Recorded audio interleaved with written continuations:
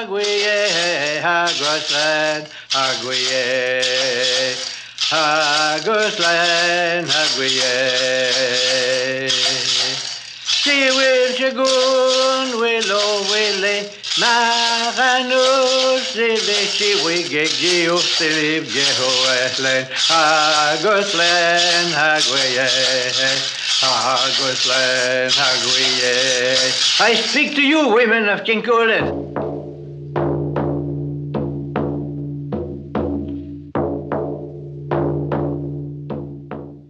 Il va me falloir faire quelque indiscrétion, tomber dans des réminiscences quant à mes origines. Je suis beauceron, né à la Beauce, Sainte-Marie-Beauce, il y a un petit peu plus que 75 ans. Et malgré mon âge, je me sens encore jeune. Mon père était un vrai jarret noir. C'est un sobriquet qui est donné aux gens de la Beauce, surtout aux gens de Saint-François, aujourd'hui Beauceville, parce qu'ils allaient autrefois à Québec faire leur petit commerce. Ils passaient par la forêt de Saptigan, Saint-Henri, où les jarrets de leurs chevaux devenaient noirs dans la boue et la terre noire de la forêt de Saptigan ou Saint-Tigan. Du côté de ma mère, l'histoire est assez différente. Elle était une Morancy dont les origines remontent à l'île d'Orléans. Et les Morancy remontent à l'île de France. Tandis que du côté de mon père, les ancêtres remontent au Poitou, comme il y a beaucoup de poids de vin dans la province de Québec. Deux personnalités absolument différentes, mon père et ma mère. Et je dois assez à l'un et à l'autre. Eh bien, puisque vous me demandez des réminiscences, je puis vous en faire encore? Allez-y, je vous en prie. Des indiscrétions, mais seulement à mon âge, on peut retomber dans ces souvenirs. Eh bien, là, c'était le collège. J'ai fait mes études, n'en parlons pas. Tout le monde sait ce que c'est qu'un cours d'études au Collège Sainte-Anne et au séminaire. 6 ans de grec, de latin, de toutes sortes de choses. Je faisais mes études, pas simplement bien, mais sans que ça m'intéresse trop. J'étudiais, je brûlais mes examens toujours à la dernière minute. J'avais un talent facile, une mémoire facile, mais je copiais de la musique. J'avais des petits cahiers de musique. Je copiais les beaux passages littéraires que je trouvais dans les quelques livres de littérature qu'on avait au Collège Sainte-Anne, parce qu'on ne pouvait lire aucune bonne littérature à ce moment-là. Je copiais, je faisais des compilations, j'avais toutes sortes de petites machines à moi. Je faisais des caricatures de mes confrères aussi, qui se passaient l'un à l'autre. Et, autrement dit, j'avais de l'initiative personnelle, comme mon père. J'étais porté à chercher les choses qui me plaisaient, et puis le mauvais enseignement, excusez-moi, qu'on nous donnait ne m'intéressait pas beaucoup. J'ai fait mes études, dans tous les cas, j'ai passé mes examens comme les autres, et je suis allé à l'Université Laval. Un soir, 1 an avant la fin de mes études de droit, je me promenais sur la terrasse, comme il nous arrivait souvent, avec Louis Saint-Laurent, qui avait terminé ses études de droit. Comme nous conversions, je lui dis, « Sais-tu, toi, comment l'homme a été créé? » Il se met à rire de moi, il dit, « Tu le sais comme moi, il y a 4000 ans au paradis terrestre. » Je lui dis, moi, ça ne me satisfait pas beaucoup, cette histoire-là. Je viens de lire L'intelligence de Taine. Taine, dans ce livre qui me fait une grande impression, raconte ou décrit l'homme comme étant composé de facultés, de sens. Nous avons des sensations. Les sensations par les muscles et les nerfs se transmettent à l'épine dorsale, montent au bulbe rachidien, je me souviens encore du mot, passent à l'intelligence, et là se tamisent en idées, puis ça, c'est l'homme et son intelligence. L'homme est parti de la nature. Le singe lui-même a un bulbe rachidien, a un cerveau, et les animaux même en ont, mais à des étages inférieurs. Et puis pour moi, l'homme est parti de la nature qu'il y a sur le globe. Il se tourne vers moi, il se fâche, il dit, si tu parles comme ça, si tu penses comme ça, tu vas te damner. Saint-Laurent dit, puisque tu es pour te damner, il dit, tu fais aussi bien d'aller jusqu'au bout. Pourquoi est-ce que tu ne demanderais pas la bourse Rhodes Scholarship, qui doit être accordée à un candidat de langue française de l'Université Laval et de l'Université de Montréal cette année? Monseigneur Mathieu, le recteur, m'a appelé, m'a dit que si je voulais être candidat, j'avais toutes les chances du monde d'être élu. Alors, M. Barbeau, vous ne partiez pas à Oxford pour faire de l'anthropologie, mais comment donc y êtes-vous arrivé à en faire? Rendu à Oxford, j'avais un tuteur, comme chaque élève à Oxford a un tuteur personnel. Alors, mon tuteur me demande, que voulez-vous faire ici? Je ne savais trop que lui répondre. Je lui dis, je veux savoir comment l'homme a été créé. Autrement dit, la genèse de l'homme. Et si j'ai le temps, j'aimerais bien suivre des cours de criminologie ici en Angleterre aussi, à Oxford. Parce que si je revenais au pays faire du droit, j'aurais aimé commencer par le droit criminel, qui est basé sur le droit anglais. Quant au droit civil, il est basé sur le Code Napoléon, c'est français. Je ne songeais pas à Oxford pour ces études. Alors, le révérend Mr. Phelps me regarde longuement, un peu de surprise. Il me dit, il répète comment l'homme a été fait.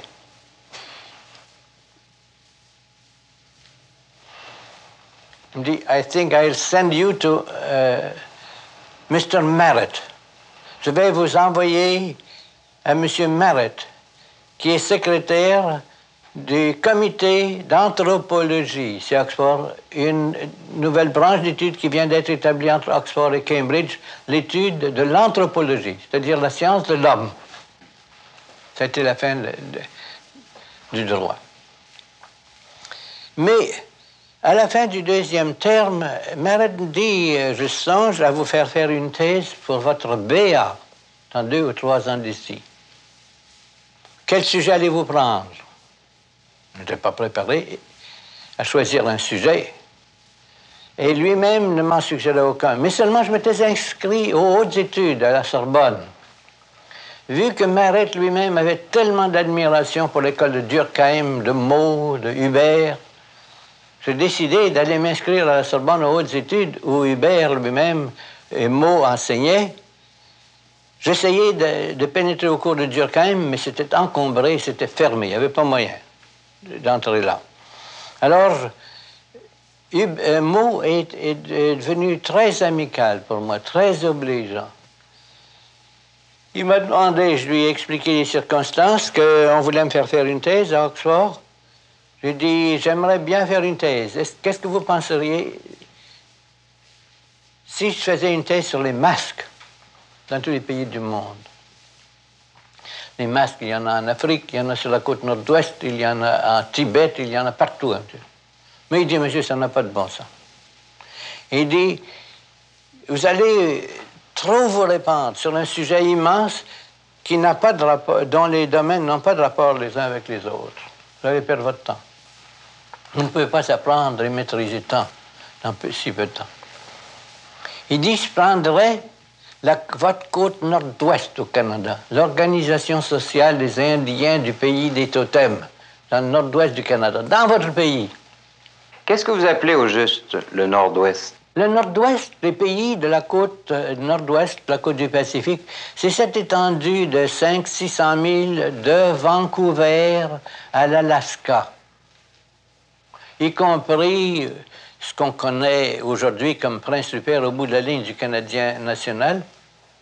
Et il y a les îles de la Reine Charlotte où habitent les Haïdas, qui sculptent des grands totems, qui ont sculpté des grands totems. Il y a les Tsimshian de la rivière Skeena, de la rivière Nass, près de Prince Rupert, et il y a en Alaska, de l'autre côté de Portland Canal, en montant les Tlingit, 3 grandes nations de la côte nord-ouest. Eh bien, le domaine que j'adoptais dans ce moment-là était celui de Boaz, tout démarqué, les Tsimshian, en 3 nations de la rivière Skeena, de la rivière Nass et des environs de Prince Rupert. C'est ce pays-là qui m'était donné à étudier. Il y a une question qui me trotte dans la tête. Pourquoi se donner tant de mal pour étudier des sauvages, en somme, dont on entend souvent dire qu'ils n'ont pas de culture, qu'ils ne participent pas à la civilisation? Qu'est-ce que vous en pensez? Eh bien, ça, c'est tout simplement de l'ignorance, si vous me pardonnez.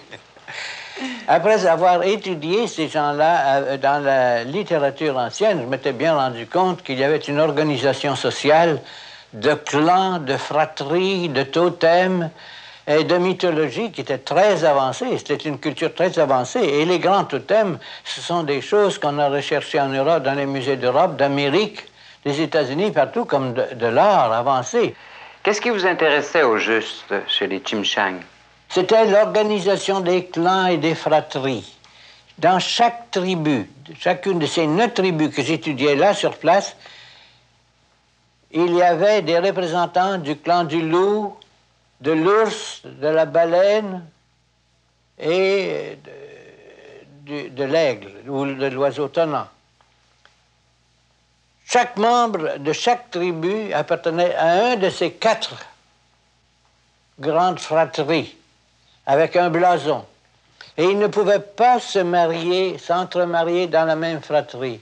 C'était obligatoire d'épouser quelqu'un d'une autre fratrie. Ça, c'était un système d'organisation sociale qui faisait que les noms héréditaires se perpétuaient chacun dans leur tribu. Et ces noms passaient du rang royal au rang de simples bourgeois et au rang de rien du tout. On entend souvent prononcer le mot totem au sujet de ces populations-là. Qu'est-ce que le mot veut dire au juste?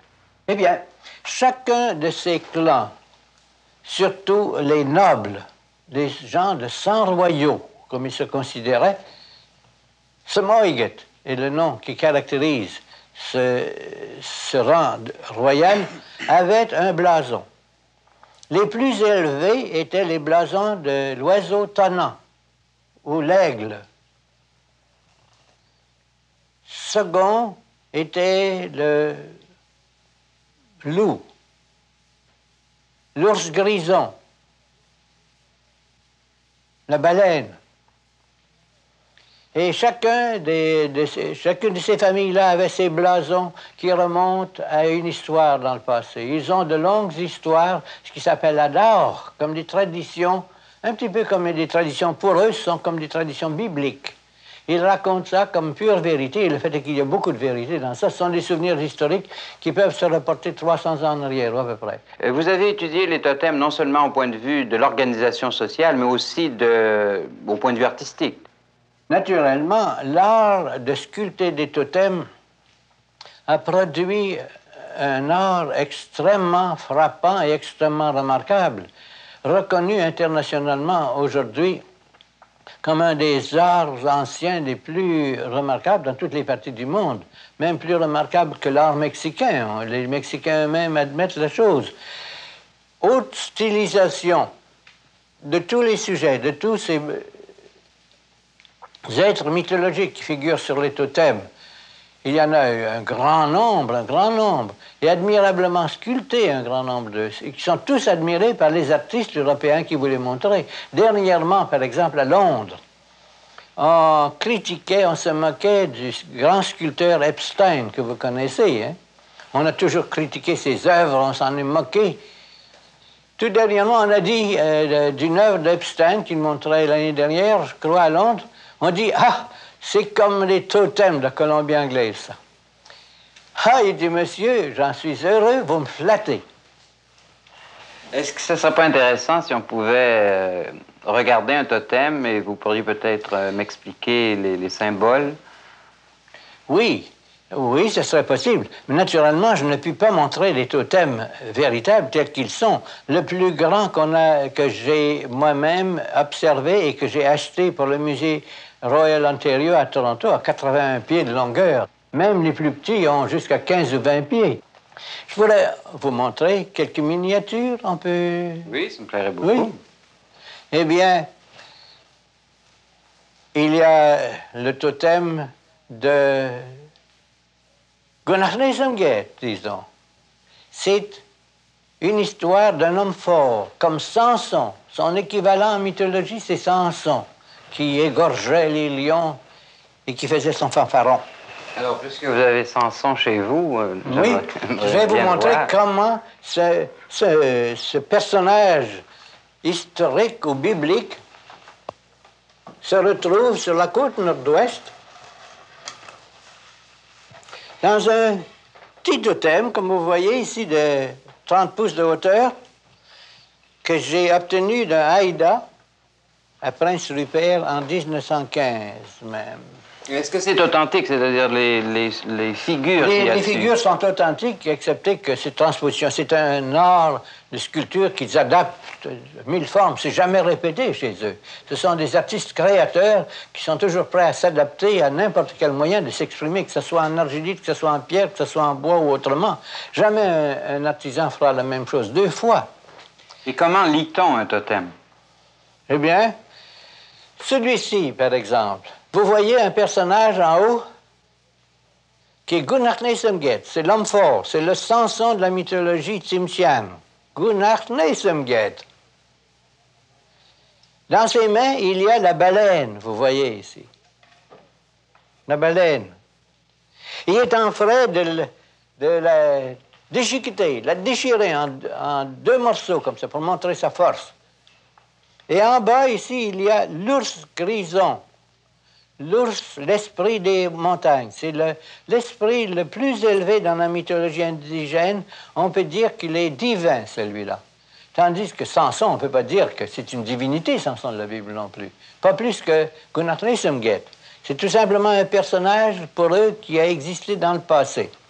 Et en bas, il y a cette grenouille que mange l'ours, là où que l'ours tient dans sa bouche. Bien, la grenouille est le symbole d'un personnage mythologique ancien qui s'appelle Zalchan, une ancêtre qui représente la civilisation asiatique quand elle a passé en Amérique au courant des migrations des Sibériens en Amérique.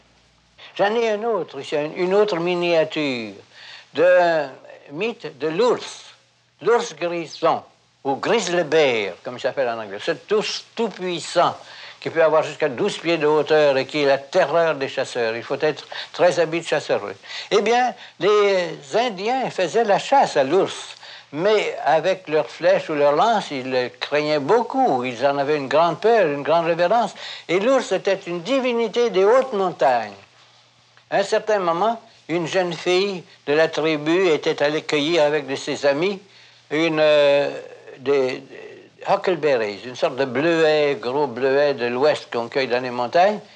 Et elle avait pilé dans le fumier de l'ours dans son sentier. Elle avait glissé, elle s'était fâchée, elle dit « Bâtard d'ours! »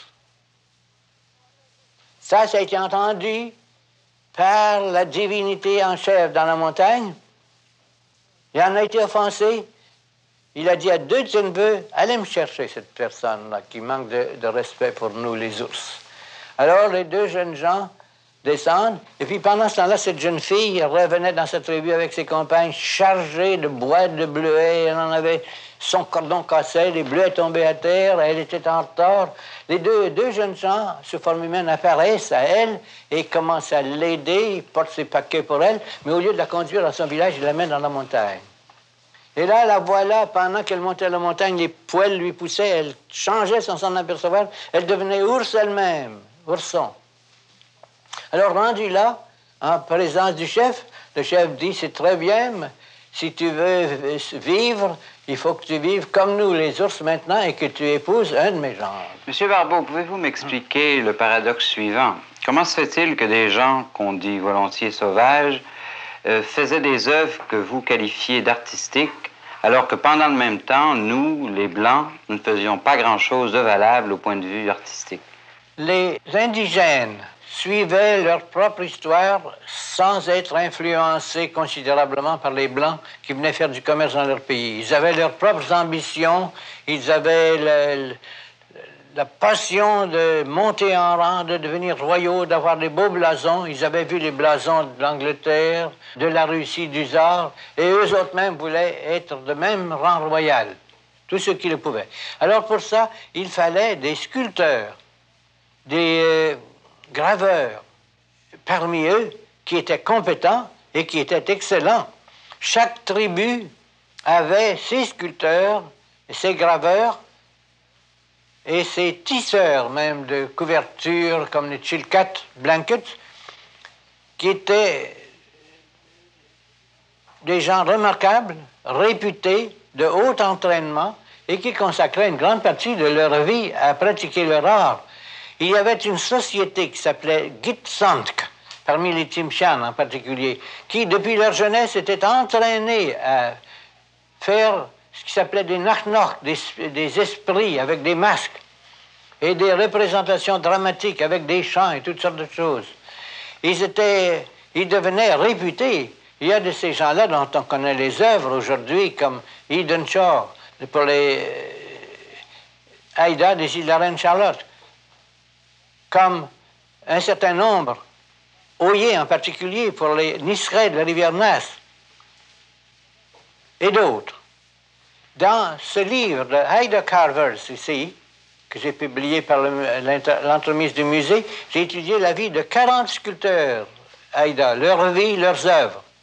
Et puis là, on peut suivre un sculpteur, par exemple, comme Eden Shaw, depuis son enfance jusqu'à son âge mûr, il a consacré toute sa vie à sculpter. Bien, on peut voir ses progrès. Il commence par des œuvres réalistes plutôt, cherchant à représenter les traits d'un animal comme l'ours ou comme la baleine. Tandis qu'au courant de sa vie, son art se développe, devient plus général. Il illustre des mythes anciens, comme ça, dans les totems ou encore dans des petites sculptures. Il illustre les choses, il fait du progrès. Et c'est la même chose avec les sculpteurs des différentes races de la côte nord-ouest. Ils vinrent à représenter l'oiseau tonnant d'une manière frappante. Aujourd'hui, les chemins de fer ou les compagnies aiment à représenter la côte ouest avec un gros aigle ou un oiseau tonnant, comme ça. C'est ce qu'on voit le plus souvent. Mais ça n'est que très restreint. Il y a bien d'autres totems qui pourraient être utilisés de la même manière. Autrement dit, cet art de la côte nord-ouest est devenu tellement remarquable au courant du 19e siècle que les voyageurs, les marins, les découvreurs et les autres, et les collectionneurs sont mis à faire des collections pour le musée britannique de Londres, pour le musée de Berlin, pour le musée de l'Homme à Paris, pour les différents musées d'Europe, et ensuite, plus tard, les musées américains comme l'American Museum of Natural History de New York et ensuite le Smithsonian, des grandes collections des choses de la côte nord-ouest. Autrement dit, l'art de nos indigènes de la côte nord-ouest, que vous dites des non-civilisés, est le seul art canadien qui, jusqu'aujourd'hui, est devenu un art international réputé, comme un des grands arts du monde. Monsieur Barbeau, je vois ici sur votre mur des masques, des figurines, une couverture et même un tambour. Est-ce que vous vous êtes aussi intéressé à la musique du Nord-Ouest? Certainement, c'est un trait important de leur culture. Je vais vous donner un exemple. Ici, il y a le masque de Gideranitz. C'est un ancêtre mythologique dont le nom doit passer à un chef. Ce chef, quand il entre dans la maison des fêtes où tout le monde l'accueille avec sa chanson, eh bien, on chante.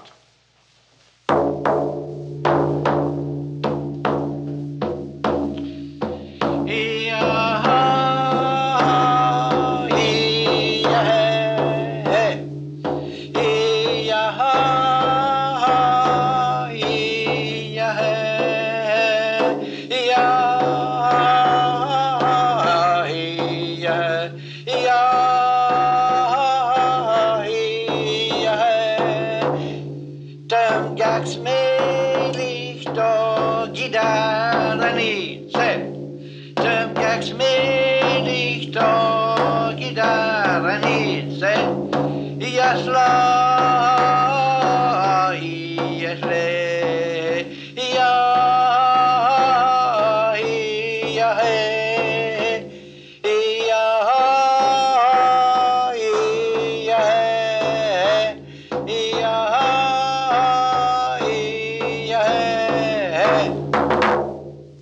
C'est très intéressant. Est-ce qu'il y a une signification particulière à cette chanson-là? Oui.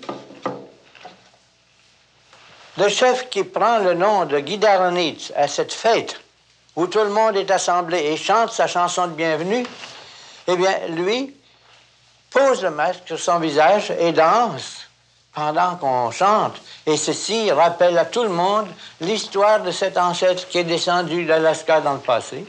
Avez-vous étudié d'autres tribus indiennes au Canada? Ah oui, certainement, plusieurs autres tribus. Entre autres, les Iroquois de Grand River, Ontario, en votre compagnie, M. Rio, si vous vous souvenez, il y a quelques années. Est-ce que vous avez trouvé des choses intéressantes, particulièrement au point de vue de la musique, par exemple? Au point de vue de la musique, de l'organisation sociale, des fêtes de toutes sortes, des danses. En particulier, nous nous sommes intéressés, si vous vous souvenez bien, aux faux visages, aux false faces, comme ils s'appellent en anglais, où l'on porte des masques. Eh bien, en hiver, il y a des gens malades, là comme partout ailleurs. On va chercher des médecins. Ces médecins cherchent à leur secours ou appellent à leur secours ces monstres de la marge du monde, parce que le monde est un disque plat. À la marge du monde, il y a des monstres qu'on appelle en anglais false faces. Eh bien, ils s'en vont les appeler à leur secours. Et ces monstres accourent. Et là, on pénètre dans les maisons de ces gens qui sont malades, de ces personnes qui sont malades. Et ils entrent en chantant et en allant au poêle où il y a de la cendre, et ils lancent de la cendre partout. Ils chassent ces esprits qui causent la maladie de tous les coins.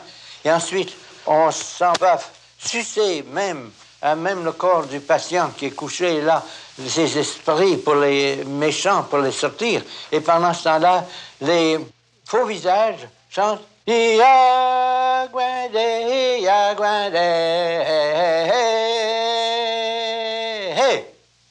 Iagwende, Iagwende, Iagwende, Iagwende,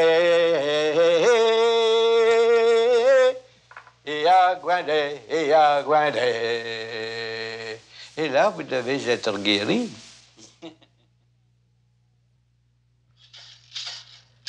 La suite de cette entrevue, la semaine prochaine. Aguslen Haguye, Aguslen Haguye, Aguslen Haguye, Aguslen Haguye, Aguslen Haguye.